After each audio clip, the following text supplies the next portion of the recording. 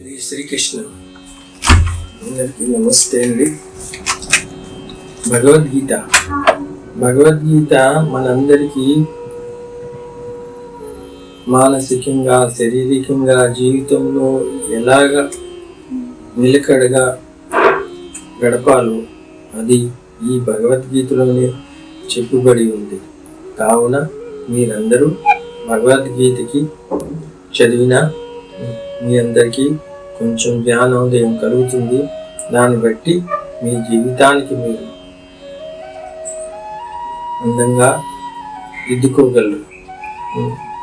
మొదటిది ఏంటంటే, మొదటి శ్లోకంలో భగవద్గీత మొదటి అధ్యాయం మొదటి శ్లోకమందు శ్రీకృష్ణ పరమాత్మ ధర్మక్షేత్రే కురుక్షేత్రే సమావేతోత్సవం అమాకం పాండవశేచ యమకుర్యత సంజయం.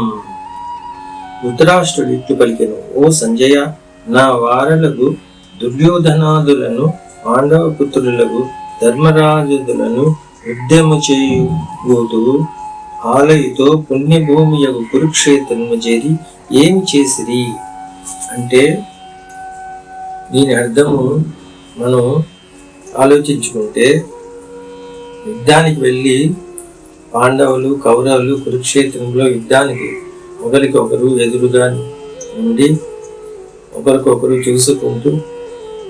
చూసిన తర్వాత అర్జునుడు ఏమనుచున్నాడంటే, వీళ్ళందరూ నా తాతలు మనవాళ్ళు, అందరూ గురువులు శిష్యులు అన్నదమ్ములు అందరూ వీళ్ళతో నేను ఎలాగ యుద్ధం చేయగలను? నేను యుద్ధం చేయుటకు నాకు శక్తి చాలటం లేదు.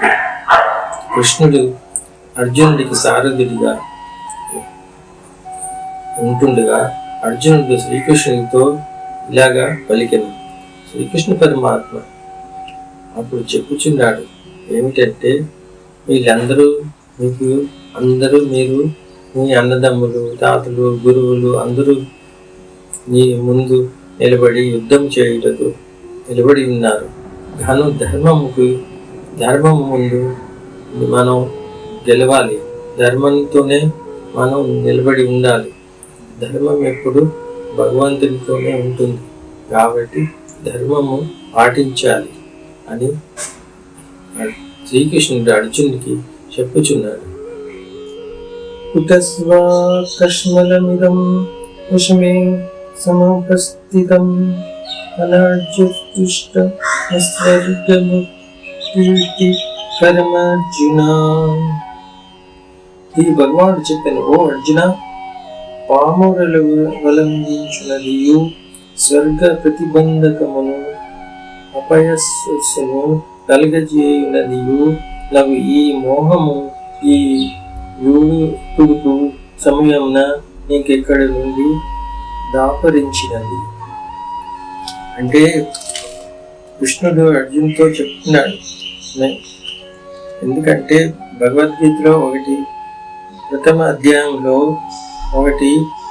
చెప్పుచున్నది ఏంటంటే, అర్జునుడు శ్రీకృష్ణుడితో చెప్పుచున్నాడు, మన ఎదురుగా ఉన్న యుద్ధములో కౌరవ సైన్యములో అందరూ గురువులు శిష్యులు అందరూ దగ్గర వాళ్ళు అన్నదమ్ములు అందరూ ఉన్నారు. వాళ్ళందరితో నేను ఎలాగ యుద్ధం చేస్తాను? నేను యుద్ధం చేయలేను. కాబట్టి నేను ఈ యుద్ధము చేయలేను కాబట్టి వీళ్ళందరికీ అంతం చేయలేను కాబట్టి ఆ పాపం నాకు చుట్టుకుంటుంది. కాబట్టి నేను యుద్ధం చేయను అని ఆ విల్లును కిందకి వదిలేసి ఆ రథముపై కూర్చుండిపోయాను. కానీ అప్పుడు అనుకొని కూర్చుండిపోయాను. కానీ ఇందులో తెలుసుకోవాల్సింది ఒకటేంటి, ఎప్పటికైనా ధర్మం నిలబడుతుంది. ఎంత పెద్దవాళ్ళైనా ధర్మము అతనితో ఉండకపోతే, ధర్మమును పాటించకపోతే ఎప్పటికైనా వాళ్ళకి అంతము తప్పదు. అది భగవంతుడి నిర్ణయం. కాబట్టి మనం అనుసరించే మార్గం సవ్యంగా ఉండాలి.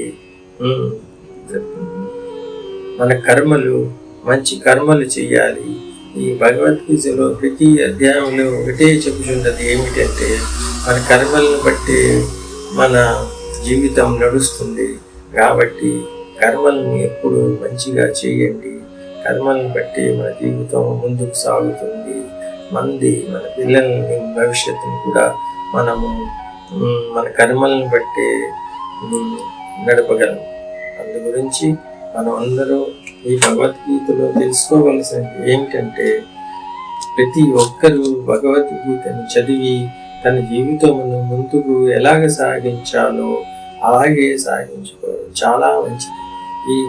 ఈ భగవద్గీత మన జన్మ నుంచి మన మృత్యువు వరకు తర్వాత ప్రయాణం గురించి కూడా ఇది సంబోధిస్తుంది. కాబట్టి ప్రతి మానవుడు ఈ భగవద్గీతని చదివి తన పిల్లలను, సోదరులను అందరినీ తెలుపవలెను. దాని వలన మన సమాజం కూడా మంచి మార్గంలో వెళుతుంది. మనం ఒక మంచి సమాజమును నిర్మించగలం. అందు గురించి ప్రతి అధ్యాయం గురించి నేను ఒక్కొక్క రోజు ఒక్కొక్క విధముగా చెప్తాను. అందులో రాసిన విధంగా మీకు తెలియబరుస్తాను. కాబట్టి కానీ చెప్పవలసింది ఒకటే, మన కర్మలు బట్టి మన జీవితం నడుస్తుంది. ఆ కర్మలను సరిగా చేసి మన జీవితంను మంచిగా మార్చుకోండి. మన సంస్కారంను మంచిగా దిద్దుకోండి. ఇది మనకి కావలసిన మెయిన్ సారాంశము అని నేను చెప్పుచున్నాను.